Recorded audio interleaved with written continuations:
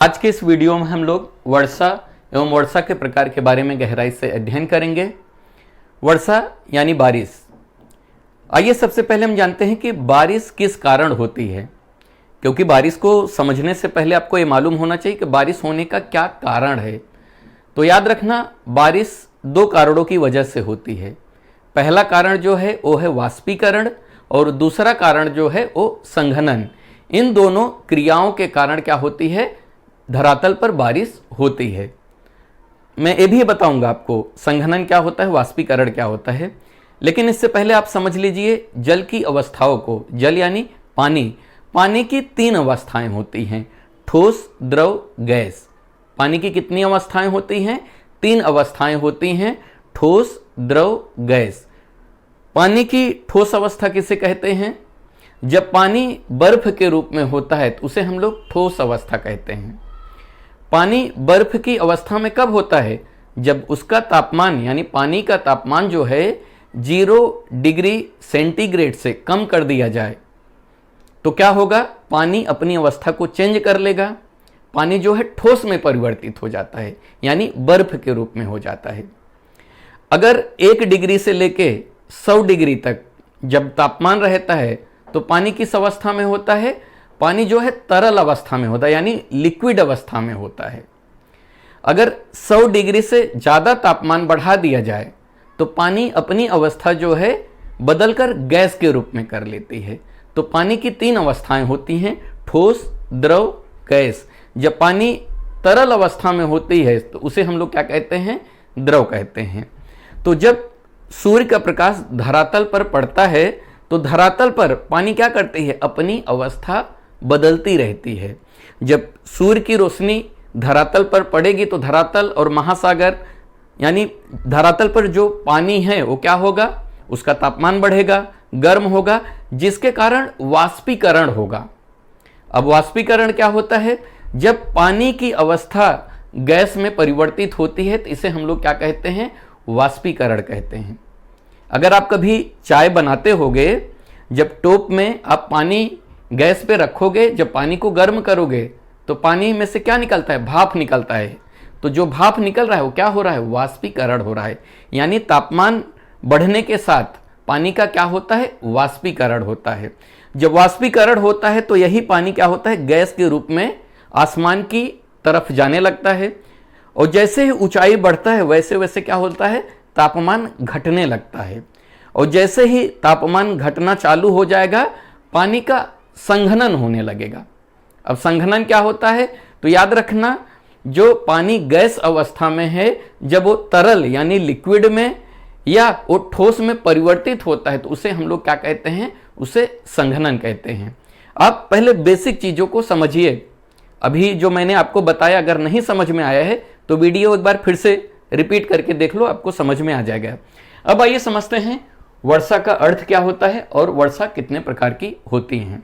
तो यहां पे ध्यान दो, जब जल वाष्प ऊपर उठता है, जल वाष्प क्या होता है? पानी को जब गर्म किया जाता है तो पानी गैस अवस्था में परिवर्तित होती है, तो उसी को हम लोग क्या कहते हैं? जल वाष्प कहते हैं। तो जब जल वाष्प ऊपर उठता है तो यह क्या होता है? ठंडा होना शुरू हो जाता है। जब धरातल पर सूर्य की प्रकाश पड़ती है तो जिसके कारण धरातल क्या होता है? गर्म हो जाता है। तो धरातल पर जो पानी है वो अपनी अवस्था बदल लेती है गैस के रूप में, और वही पानी क्या होती है? गैस की रूप में ऊपर जाती है, यानी उसका क्या हो रहा है? वाष्पीकरण हो रहा है।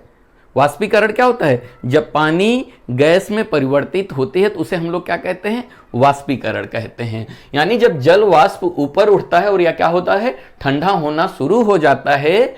जल वाष्प संघनित होकर, संघनित का मतलब क्या है? जब पानी गैसीय अवस्था में है और उसे परिवर्तित होता है किसमें?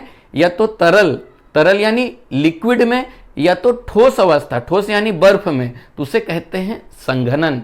और याद रखना, संघनन क्रिया के कारण ही धरातल पर बारिश होती है। परीक्षा की दृष्टि से बहुत इंपॉर्टेंट है, याद रखना। जल वाष्प संघनित होकर क्या होता है? ठंडा होकर जल की बूंद बनाते हैं।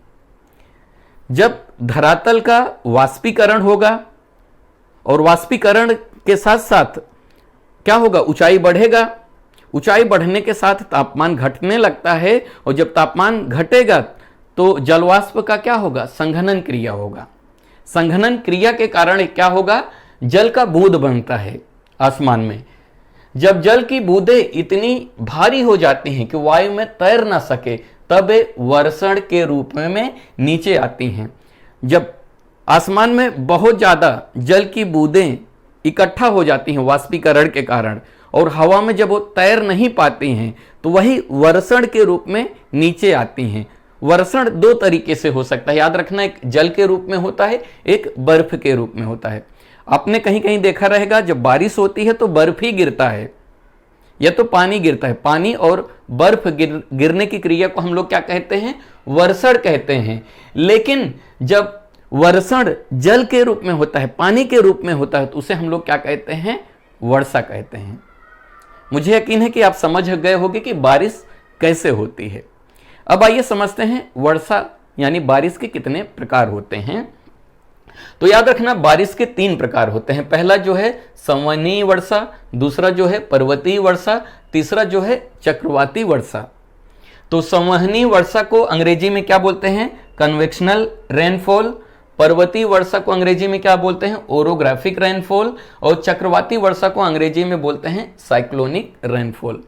अब आइए एक एक के बारे में गहराई से समझते हैं। सबसे पहले हम समझेंगे संवहनीय वर्षा किसे कहते हैं। सबसे पहले आप संवहनी धाराओं को समझो। जब आप चाय पीते होगे, चाय पीने के दौरान आपने देखा रहेगा चाय में कुछ धाराएं निकलती रहती हैं, यानी वाष्प निकलता रहता है, आपको दिखाई देता है ना, जिसे आप भाप बोलते हो। तो जब कोई चीज गर्म होता है तो गर्म होने के साथ वो क्या होता है, ऊपर की तरफ उठता है।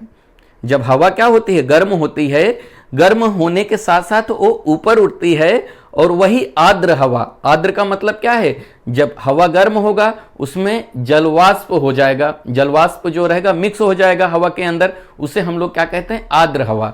जब आर्द्र हवा गर्म होकर आसमान की तरफ उठती है तो क्या होगा, आसमान में बादलों का निर्माण होगा। अब इसको यहां चित्र से समझो। यहां पे देखो ये धरातल है, जब सूर्य की रोशनी धरातल पर पड़ेगी तो ये धरातल क्या होगा, गर्म होगा, जिसके कारण यहाँ पे जो गर्म वायु है वो ऊपर की तरफ उठने लगती है। इसी गर्म वायु को हम लोग क्या बोलते हैं, संवहनी धारा। जब गर्म हवाएं ऊपर की तरफ उठने लगेंगी तो अपने साथ क्या लेके उठती हैं, आर्द्र हवाओं को लेकर उठती हैं। आर्द्र हवाएं क्या होती हैं, आर्द्रता किसे कहते हैं आपको मालूम होना चाहिए। हवा के अंदर जो जल वाष्प होता है उसी को हम लोग आर्द्र कहते हैं। जब पानी अपनी अवस्था बदलती है गैस के रूप में, तो गैस कहाँ पे मिक्स हो जाता है, हवाओं में मिक्स हो जाता है। हवाएं कैसी हो जाती हैं, आर्द्र हो जाती हैं। तो जब आर्द्र हवाएं यानी तापमान जब धरातल का बढ़ेगा तो गर्म हवाएं क्या होंगी, आसमान की तरफ उठने लगेंगी, जिसके कारण आर्द्र हवाएं ऊपर उठेंगी। जब ऊपर उठेंगी तो उठने के साथ जैसे जैसे हम धरातल से ऊपर जाएंगे वैसे वैसे क्या होता है, तापमान में गिरावट आता है। और जैसे ही तापमान में गिरावट होगा क्या होगा, संघनन की प्रक्रिया होगी। संघनन की प्रक्रिया यानी जो जलवाष्प है वो किसमें परिवर्तित होने लगेगा, जल की बूंदों में या तो बर्फ में परिवर्तित होने लगेगा। और एक ऐसा समय आएगा, ये वायु में जो जलवाष्प यानी जल की बूंदें तैर रही हैं, वायु उसे संभाल नहीं पाएगा और वहीं पे क्या होने लगेगा, बारिश होने लगेगा। तो संवहनी वर्षा कैसी होती है, जब धरातल गर्म हो जाता है और वहां की हवाएं सीधी आसमान की तरफ उठती हैं और वहां पे बादलों का निर्माण होता है और वहीं पे सीधा बारिश होता है, तो उसे हम लोग क्या कहते हैं, संवहनी वर्षा कहते हैं। और संवहनी वर्षा क्यों कहते हैं, क्योंकि जो गर्म धाराएं होती हैं ऊपर की तरफ उठती हैं, गर्म धारा यानी गर्म हवा जो ऊपर की तरफ उठती हैं उसे हम लोग क्या कहते हैं, संवहनी धारा कहते हैं। इसलिए संवहनी धाराओं के कारण जो बारिश होती है उसे हम लोग क्या कहते हैं, संवहनी वर्षा कहते हैं। आइए अब हम पर्वतीय वर्षा किसे कहते हैं इसके बारे में समझते हैं। पर्वतीय वर्षा कैसे होती है, देखो, जब आर्द्र हवाएं चलती हैं और किसी पर्वत यानी पर्वत या पहाड़ से टकरा जाती हैं तो वो हवाएं क्या होती हैं, धीरे धीरे ऊपर की तरफ उठने लगती हैं। यहाँ से देखो, यहाँ से मान लेते हैं, यहाँ से जो हवाएं हैं, आर्द्र हवाएं जा रही थी, इस तरफ जा रही थी, तो सामने क्या आ गया, पर्वत आ गया। पर्वत से टकराने के बाद क्या होगी, हवाएं ऊपर की तरफ उठने लगेंगी। कौन सी हवाएं? आर्द्र हवाएं। आर्द्र क्या होता है, आर्द्रता क्या होता है? तो याद रखना, हवा में उपस्थित जलवाष्प की मात्रा को हम लोग आर्द्रता कहते हैं। हवा में उपस्थित जलवाष्प की मात्रा को क्या कहते हैं? आर्द्रता कहते हैं। यानी कि हवा में गैसीय अवस्था में क्या होता है? पानी होता है। तो जब हवाएं बहती हैं और किसी पर्वत से जब टकरा जाती हैं तो टकराने के बाद वो हवाएं क्या होती हैं? धीरे धीरे ऊपर की तरफ उठने लगती हैं। जब हवाएं ऊपर की तरफ उठेंगी तो क्या होगा? तापमान में गिरावट आएगा, और जब तापमान में गिरावट आएगा तो क्या होगा? बादलों का निर्माण होगा, जिसके कारण क्या होगा? यहाँ पे बारिश होगा। तो याद रखना, यहाँ पे परीक्षा की दृष्टि से 2-3 पॉइंट बहुत महत्वपूर्ण होते हैं। तो यहाँ पे देख रहे हो ये पर्वत है, तो पर्वत के जिस तरफ बारिश होती है उसे हम लोग पवनाभिमुख कहते हैं। पर्वत के जिस तरफ बारिश होती है उसे हम लोग क्या कहते हैं? पवनाभिमुख कहते हैं। और पर्वत के उस तरफ, यहाँ पे जब ज्यादा बारिश हो जाएगा तो इस तरफ पर्वत के कम बारिश होती है, तो उसे क्या बोलते हैं? पवनाविमुख बोलते हैं। यहाँ पे वी है, यहाँ पे भ है, यहाँ पे व है। याद रखना, यहाँ पवनाविमुख है, यहाँ पे पवनाभिमुख है, यहाँ पे भ है, यहाँ पे व है। तो जब कोई हवाएं चलती हैं तो पर्वतों से टकराती हैं, पर्वतों से टकराने के बाद हवाएं ऊपर की तरफ उठेंगी, बादलों का निर्माण होगा। तो पर्वत के इस तरफ क्या होगा? बहुत ज्यादा बारिश होगा, और पर्वत के उस तरफ बारिश नहीं होता है, क्योंकि बादल क्या यहीं पे बारिश करा दी है ना, तो पर्वत के उस तरफ बारिश ज्यादा नहीं होता है। तो पर्वत के जिस तरफ ज्यादा बारिश होता है उसे हम लोग क्या बोलते हैं? पवनाभिमुख बोलते हैं। और जिस तरफ कम बारिश होती है उसे क्या बोलते हैं? पवनाविमुख बोलते हैं। और जहां पे पर्वत के जिस तरफ कम बारिश होती है, याद रखना, उसे बोलते हैं वृष्टि छाया प्रदेश। क्या बोलते हैं?